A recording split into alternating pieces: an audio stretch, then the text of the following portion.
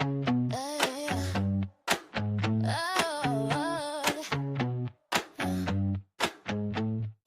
to her comeback. I'm so glad you're back with me. This is where 50 isn't your finish line. It is your starting point, the starting point of everything you want your life to be, the person that you are meant to be. I'm your host, Michelle Thompson, and we are proving that your best chapter may just be the one you haven't written yet. We'll continue each episode featuring honest conversation with women who have stopped going at it alone and have found their way to fulfillment, joy, and purpose in their second act. You'll hear about their struggles, their breakthroughs, and the practical steps that they took to create lives that they actually love. This podcast will show you how other women have made their comeback and how you can too. Welcome back. Good day, everyone. Welcome to Her Comeback. I am your host, Michelle Thompson. I am so happy to have Belinda Paulison with me today. Belinda, welcome. Thank you, Michelle. I'm glad to be here. Let's introduce you to the audience. If you could just tell us a little bit about yourself and what you do, that would be great. Great. Well, Michelle, I work as a social worker, a licensed clinical social worker. I'm also board certified oncology social worker. I have many years in the field of social work. I started working with children and families, working with young parents who had young children that had multiple concerns and sometimes were involved with courts, or the children were very delayed. I worked in the area of children exposed to domestic violence, working with women who were victims of domestic violence very early on into my career. And then I went into kind of a healthcare setting, working in a hospital as a social worker, covering ER, a lot of trauma exposed work. So working with domestic violence, working with children who've also been abused or neglected, and women who have been abused. It has been the very big part of my work. And then almost 10 years ago, I transitioned into working in the area of oncology for psychosocial supports, working with cancer patients and caregivers. That came about from seeing individuals impacted by cancer in my life and really wanting to understand how to best support patients and caregivers and seeing also the impact that cancer was having on lives. And so I transitioned into that space. So in between my work and also privately, the issues surrounding families and how multiple things impact them from different systems, whether it's the healthcare system, the court system, childcare, child welfare, education, all of those systems and how they impact us is really an area of interest for me. And I love that social work allows me to do that. Wonderful. I admire the work that you as a social worker do and have experienced. And it just feels when I hear those different settings and the people that you're helping, that feels so heavy. That's hard to see. Maybe some of those situations, there just feels like there has to be a special skill set to be able to go in and just every day see that and not feel discouraged or whatever. Do you have thoughts on that? Like, how do you cope? Yeah. And it's interesting because March is such a great month because it's National Social Work Month. That's always a question people ask. How do social workers get into this field and then stay in this field? Yeah, And then, of course, we have this as Women's Month. So this is a great way to end a most wonderful month, right? absolutely. So I would say that for the most part, when people ask, like, how does it not impact me or how do I deal with seeing the things in and out? I think of the fact that I'm here to help. And if I get too involved in that way, if I enter the space, if I don't enter the space differently, then I won't be of help. And so I can really be empathetic and use empathy, but there's a reason for it to really try to understand and to be a help, to help folks look into their situation and come up with some real solutions. One of the things effort is important. We can't always promise outcomes and that things will be different or the way folks would like things to be, but we can work on strategies. We can work on understanding and then what to do next. And so, as a social worker, empathy is important, but being overly involved and sympathetic can wear one out. And it can, what we call vicarious trauma, where it's exposed time over time.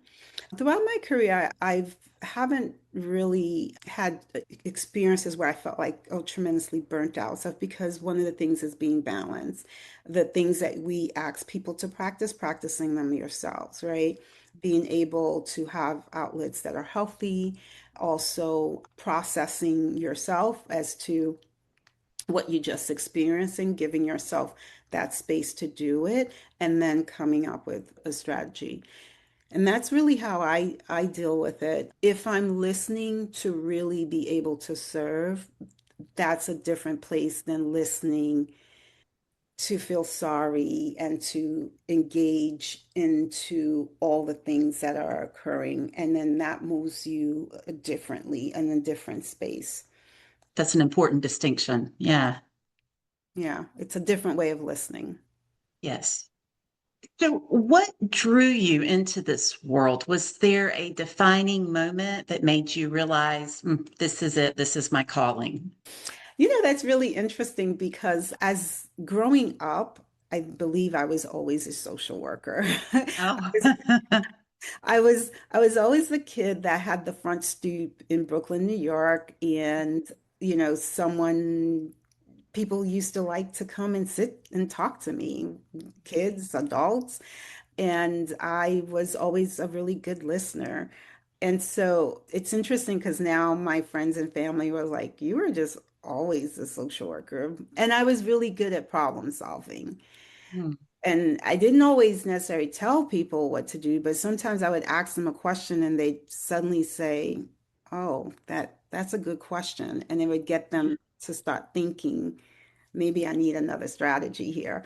Yeah. So yeah, I grew up, my parents are immigrants, so they came to this country and didn't always know the language. And so as a young kid, sometimes I would have to explain certain things and go to appointments and listen and learned about resources and things in my community to help other families.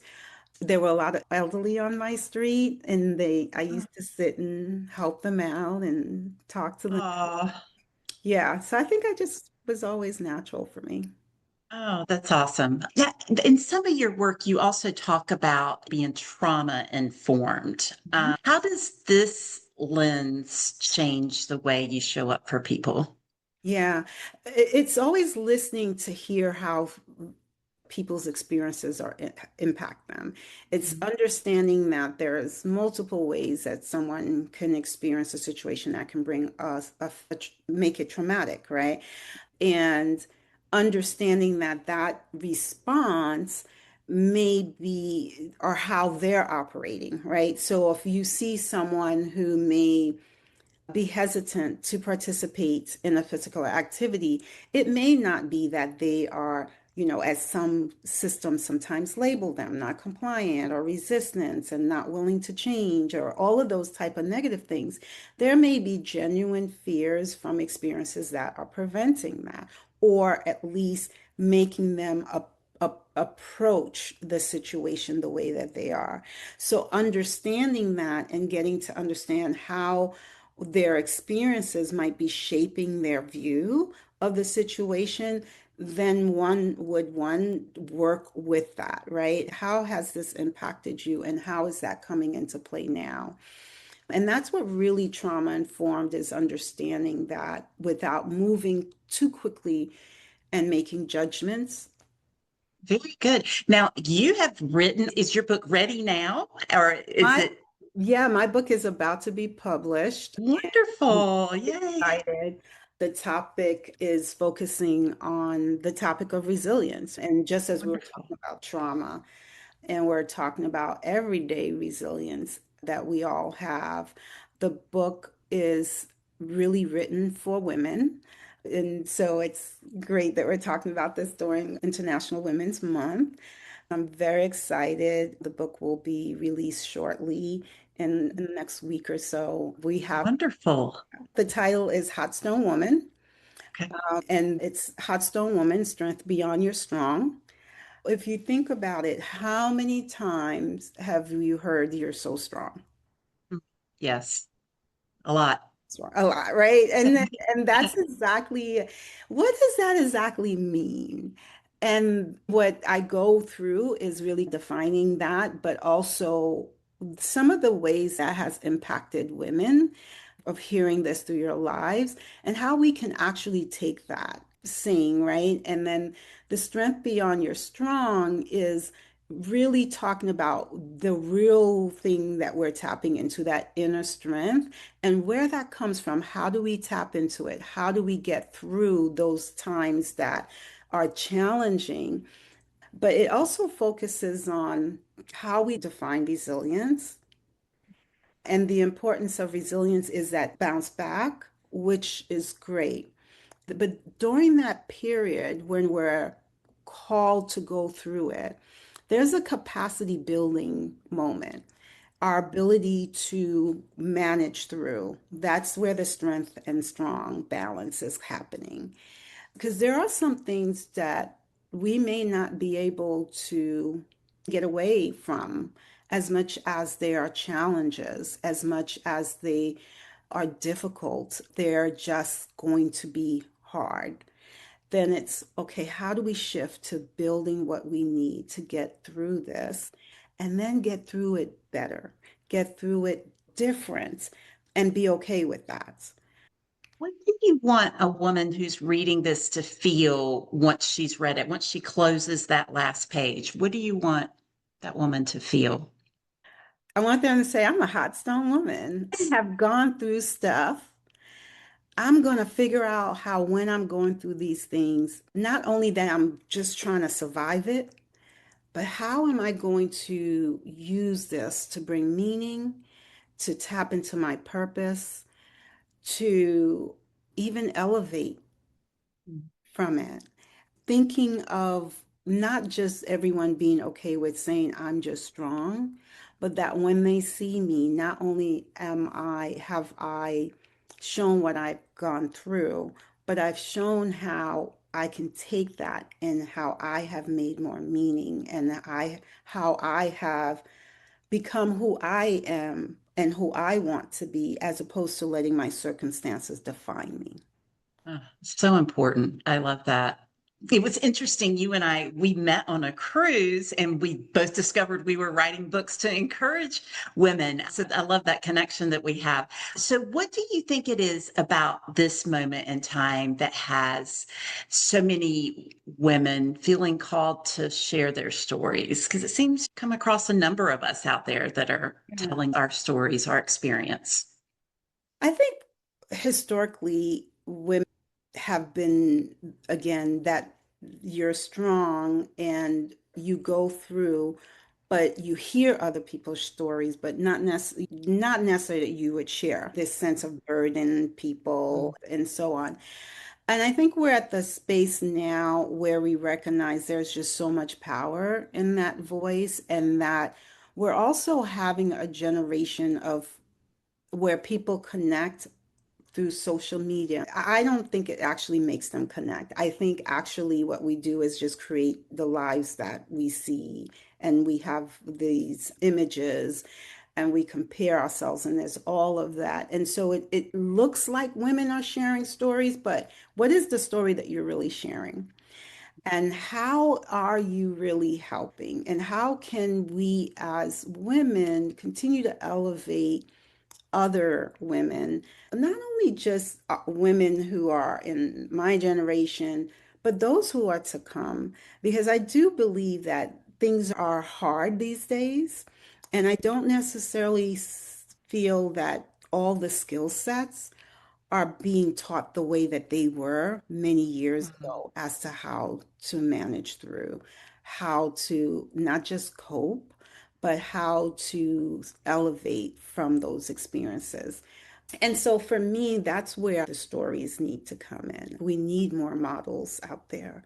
I think we need folks to know that no one is claiming anything to be easy, Right. but that there are strategies and tools.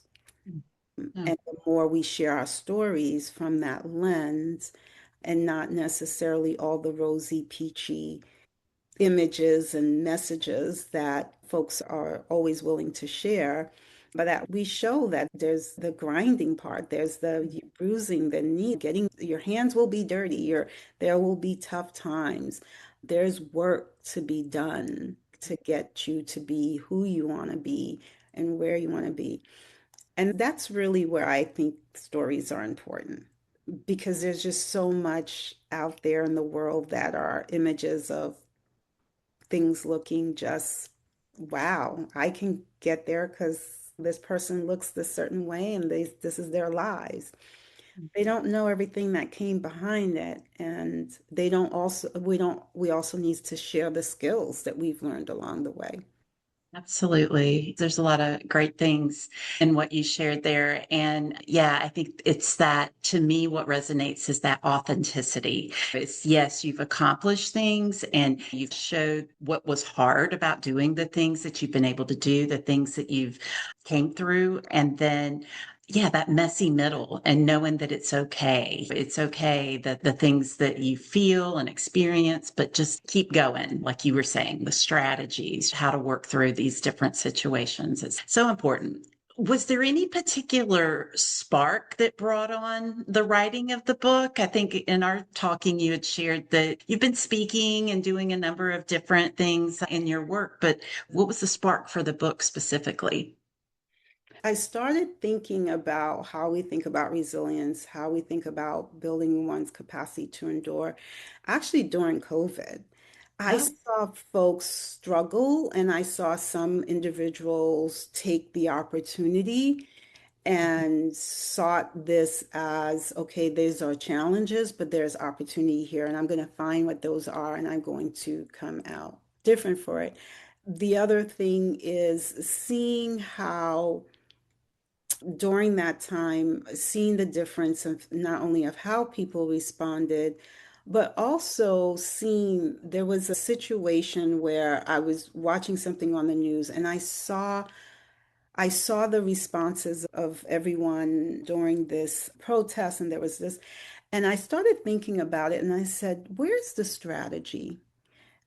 There's a lot of reaction to things and what's happening, but where are the strategy? And I really realized that the more and more I have seen the way that people are more reactive, as opposed to really thinking when there's trauma, when there's difficult times, it's expected that there'll be some level of that. But being able to really take that step back and think about this was very traumatic and this is something that's hard. So in my book, I pick a character and it's not a Christian book, but it's a story in the Bible. It's about a woman named Rispa. This is where the hot stone comes because her name actually translates to hot stone. Has no oh, value whatsoever. Like she's not seen, she's a concubine and all this, but she had some very traumatic things that occurred to her. And her response became a way that changed a whole community. oh, And I wow. started thinking about all these women. So in my book, I do talk about some of our modern day heroes of women. It was based on just taking this story and seeing all of these qualities. But I talk about different women who have also contributed throughout history, that they have all gone through traumatic experiences. They have gone through difficult times, but they've always tapped into a bigger purpose and more meaning. What is this meaning? How can I can't necessarily change or have control over certain circumstances, but how can I look at my response and how can I not only grow, but maybe have an impact into a greater community, my family, my community which I live, And so many people are looking for meaning. So many Yes. people are doing things to try to find where they belong and what they should do. This is the time for us to be able to, as to you say, stories. There's lots of stories, but how do we use that? How do we really use those stories in a way that really help and translate into very big, into action? Yes. That's what I hope to inspire women to see. Even in, I have heroes that focused on some social justice issues. And why did they take what happened to them and say, now I'm going to speak out about this issue? Mhm. And we don't, and sometimes we think we need to do that on a big, large national scale, but Mhm. it can be in the everyday conversations. Right. Oh, so true. I wanted to ask you too a little about just your own kind of comeback of sorts. Is there a moment in your journey where you had to dig deep and come back from something? What does that look like for you? I try to think of from a perspective of, I think we all have some things that have occurred in our lives and it gives you time to reflect. And again, I think for me, when I've had like setbacks or in things that have occurred, I've always gone back to say, okay, these were circumstances, some maybe not of my control and some maybe were. But what is it that I have a bigger vision for my life? And as long as I can stay very clear on that vision, that's where you can get always, that's your kind of your comeback, right? I'm working towards this is the vision for my life. This is what I see my life as. And being able to clearly define that, setting boundaries, setting those limits really means that there's less of the back and forth of having to come up and come down and come up and come down. And so I think for me was learning that pretty early on. And that has been really about what's my strategy. Have you ever been in that place where the vision you thought that what you thought was your vision or where you wanted to go, you had to go back and rethink it? It's like, oh, well, that was my vision, but that's not going to work. I gotta rework it. Have you been in that kind of situation too?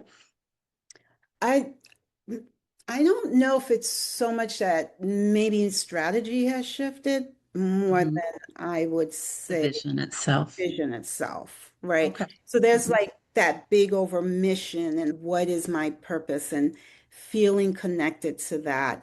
And then there's, okay, this is the vision I have for this. Now, I may have the vision and the strategy may need to shift, but if I am very clear that the vision is very much in line, very rarely would I shift that. Okay. Now, are we talking about shifting strategy? Yes. Mm. Okay. Sometimes you have to adjust the way you thought we would get here is not going to work for Right. whatever reason. But again, your vision is like if you have a vision of writing a book, right? Mhm. Then that's like the outcome. Well, that's taking a strategy, being intentional, and it's also working through some of your barriers. And I had those doubts and those fears Yeah. and those concerns. Those are all there, but working through them, working through your strategy. And then also not being attached to the full outcome of it. So if my purpose is that a woman picks up this book and feels that, yeah, I can do the hard things, even when it feels challenging, I can step back, come up with a strategy, get the supports and resources, figure this out. Where do I need to grow for this to be able to happen? And then move forward to doing that. It may just be one woman in this whole world, but that was my purpose, and that's what it is. And so Right. do we get so logged into more of this outcome, right? These numbers, right? Those kind of metric type things. And that's what a lot of social media does to us too. Mhm. Or am I really looking for a bigger purpose? Yeah. And that's going to really change how you experience this.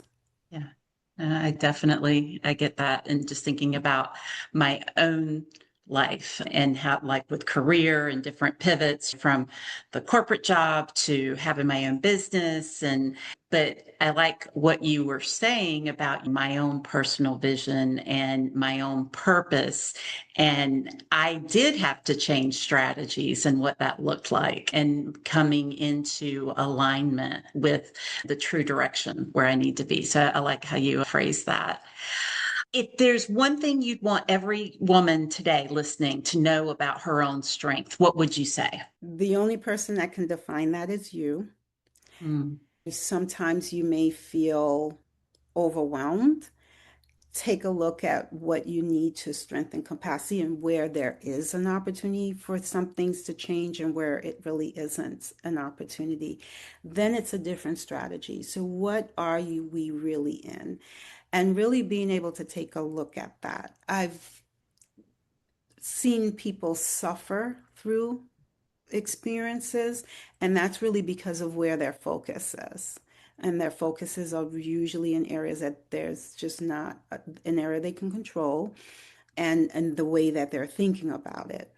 And that is where life can feel very heavy and challenging. So we can celebrate our strength and how strong we are, but we can also acknowledge that it takes strategy, and part of that is support, and part of that is personal growth and what I need to be able to build my capacity to move through life as challenges present themselves. How can any of our listeners today get in touch with you if they want to connect with you and buy your book? What's the best way for people to connect with you? There's info at rispergroup.org, and then there's my email at Paulison, LCSW, at Gmail. Okay. All Those, right. Will your book be on Amazon or other platforms? it will Okay. be on Amazon. Okay. And Great. I could also gladly send you information when it's the release, and I would love it if you could share. Absolutely. I would love to do that. Wonderful. I really appreciate your time today, Belinda. It was awesome just hearing more about the work that you've done in your space and resilience and the number of people that you've touched and continue to from day to day, and then even more so with your new book. So really love what you're doing. So thank you for your time.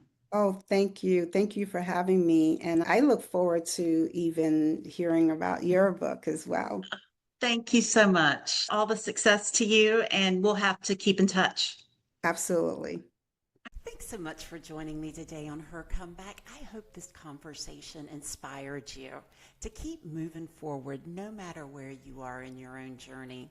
If you love this episode, I'd be so grateful if you would subscribe to the show on my YouTube channel at Michelle Thompson Life Coaching.